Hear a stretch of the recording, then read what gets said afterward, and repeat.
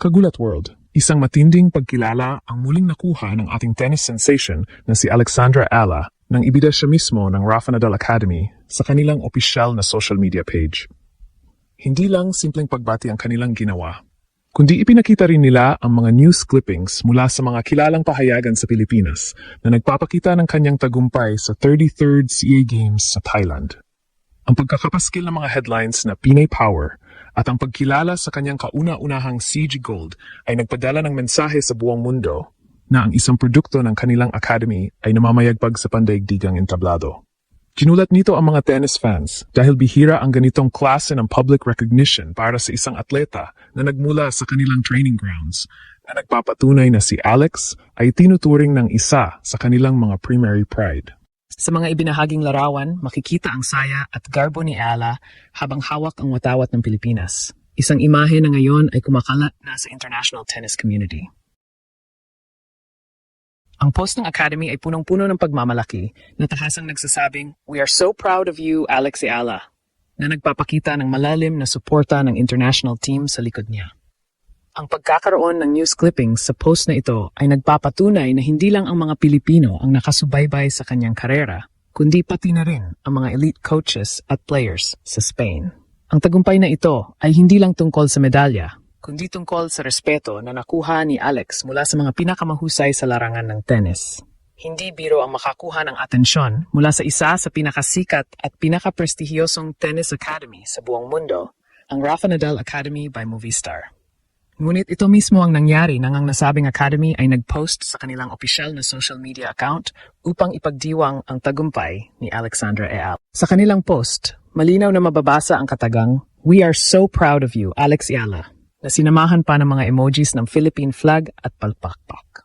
Ang simpleng mensaheng ito ay may dalang napakalaking timbang dahil ito ay nanggaling sa mga taong nakasaksi sa paghubog ng kanyang talento mula noong siya ay bata pa lamang. Ang pagkilalang ito ay patunay na si Alex ay hindi na lamang isang trainee sa Spain, kundi isang ganap na global star na nagdadala ng karangalan sa kanilang institusyon.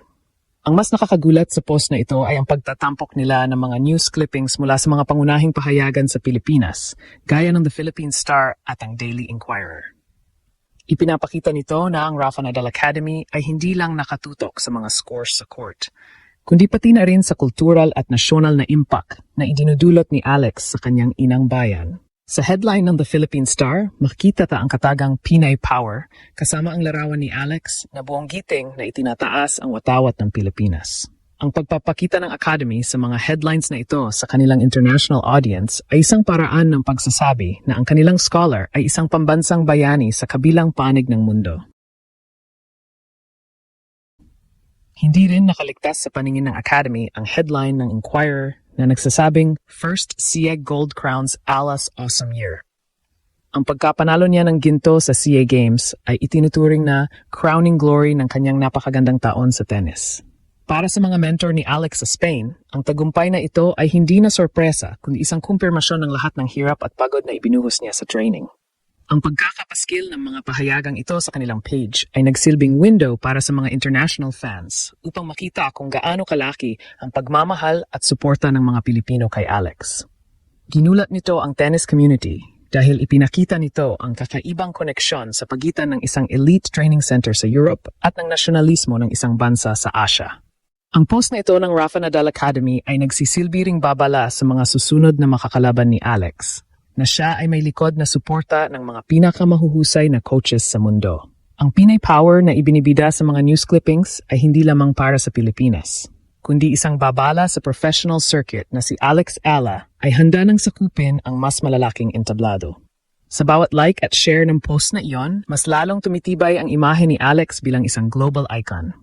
Ang tagumpay sa SEA Games ay simula pa lamang, at ang pagkilala mula sa Spain ay nagpapatunay na ang buong mundo ay nakasubaybay na sa kanyang bawat hakbang. Ang pagpapakita ng mga news clippings sa opisyal na post ng Rafa Nadal Academy ay hindi lamang isang simpleng gesture ng pagbati, kundi isang malakas na pagkilala sa bigat ng pangalan ni Alexandra Ala sa Pilipinas. Sa gitna ng mga balita tungkol sa budget ng gobyerno at iba pang mahahalagang issue sa bansa, ang mukha ni Alex na nakabalot sa watawat ng Pilipinas ang naging sentro ng atensyon sa mga front page ng The Philippine Star at Daily Inquirer. Ang pagpili ng academy na i-share ang mismong mga pahayagan mula sa ating bansa ay nagpapakita na nirerespeto nila ang nasyonalismong dala-dala ni Alex sa bawat tournament na kanyang sinasalihan sa labas ng bansa. Ginulat nito ang marami dahil bihira tayong makakita ng isang world-class academy na nagbibigay ng ganitong klaseng importansya sa local media coverage ng kanilang mga estudyante na nagpapatunay na si Alex ay itinuturing nilang higit pa sa isang manlalaro. Siya ay isang simbolo ng tagumpay ng kanilang sistema. Ang headline na Pinay Power na malinaw na makikita sa ibinahaging larawan ay nagsisilbing testamento sa lakas ng loob at determinasyon ng ating Golden Girl. Hindi madali ang magsanay sa ibang bansa ng malayo sa pamilya.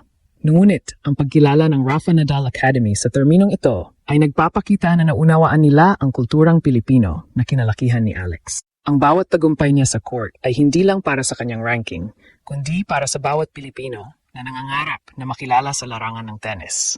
Ang pag-feature sa kanya sa tabi ng mga seryosong balita sa bansa ay nagpapatunay na ang sports, partikular ang tennis, ay naging isa ng mahalagang bahagi ng usaping pambansa dahil sa kanyang mga tagumpay.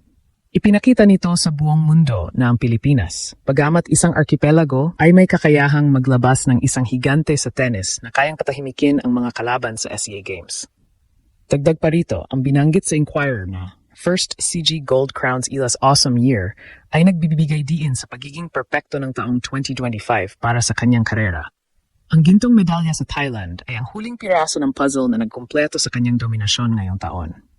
Ang Rafa Nadal Academy, bilang tahanan ng mga kampyon, ay alam ang kahalagahan ng pagkakaroon ng isang awesome year para sa confidence ng isang batang atleta. Sa pamamagitan ng pag-post ng balitang ito, tila sinasabi rin nila sa buong tennis circuit na ang kanilang pambato ay nasa peak form at handa na para sa mas malalaking Grand Slams. Ang pagiging proud ng Academy ay hindi lang dahil sa medalya, kundi dahil sa resilience na ipinakita ni Alex matapos ang kanyang mga naunang pagsubok sa ibang mga torneo. Ang imaheng ito ni Alex Eala na may hawak na watawat at nakangiti sa harap ng media ay mabilis na naging viral. Hindi lang sa Pilipinas, kundi maging sa international tennis community. Ang mga news clippings na ito ay nagsisilbing resibo na ang Pilipinas ay muli nang nagbabalik sa mapa ng tennis sa Southeast Asia at maging sa buong mundo. Ang pagkilalang ito mula sa Spain ay nagpapatibay sa paniniwala na ang training ni Alex sa ibang bansa ay hindi nasasayang. Pagkus ay nagbubunga ng mga makasaysayang resulta na ipinagmamalaki ng dalawang bansa. Sa bawat share ng Academy sa kanilang platform, libu-libong mga tao mula sa iba't ibang panig ng mundo ang nakakakita ng husay at ganda ng Pilipinas sa pamamagitan ni Alex. Ito ang tunay na kahulugan ng Pinay Power na ginulat ang mundo at muling nagbigay ng dangal sa ating lahi.